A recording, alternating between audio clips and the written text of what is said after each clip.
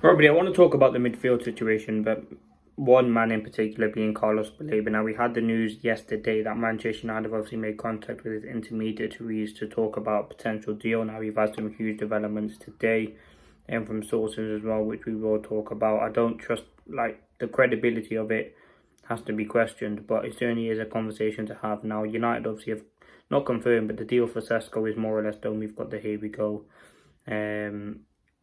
But yeah, the Baleba deal now is heating up. United made contact just to trying to see if the deal is feasible.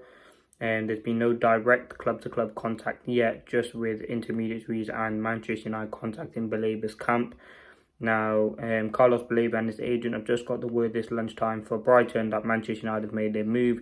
They've reached out through the right channels and it was done respectfully. Baleba has been told if a respectable bid comes in, serious talk will start. What is interested is that Andre Onana is stepping in to help out.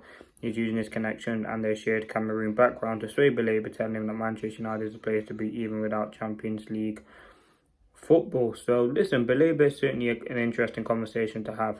For me, he's the ideal midfielder that Manchester United need. It's either him or Wharton. They would be the two.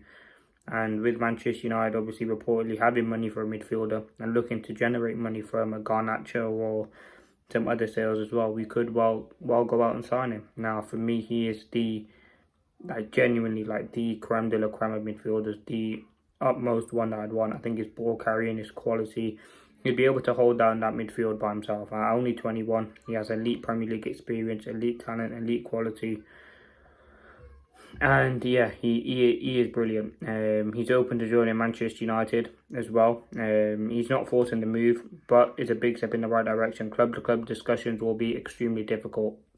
Brighton don't want to lose him yet. They want to sell him next summer, at least anyway. And listen, apparently coming in from African sources, he wants to join Manchester United.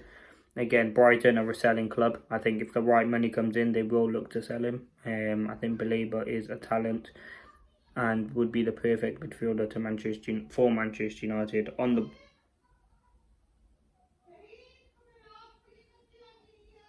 the ball, he's class. Off the ball, he's class, and I think the talent that he has is unreal. And yeah, I'm excited to see what he will offer for Manchester United going forward. Yeah, I think he'd be the perfect midfielder if he was to join. Again, I think he's definitely open. I think if you get a similar sort of thing to Sesko, where the player kind of pushes for the move, then that can accelerate things. But in terms of what Manchester United need, we've seen it in games in the pre-season, but also mainly last season, where, for example, against West Ham towards the end of the season, where Ugarte just, I don't think we have that compatibility in midfield between any duo, really. We've seen glimpses from Ugarte and Bruno at times, from Ugarte and Manu, but really there isn't much there.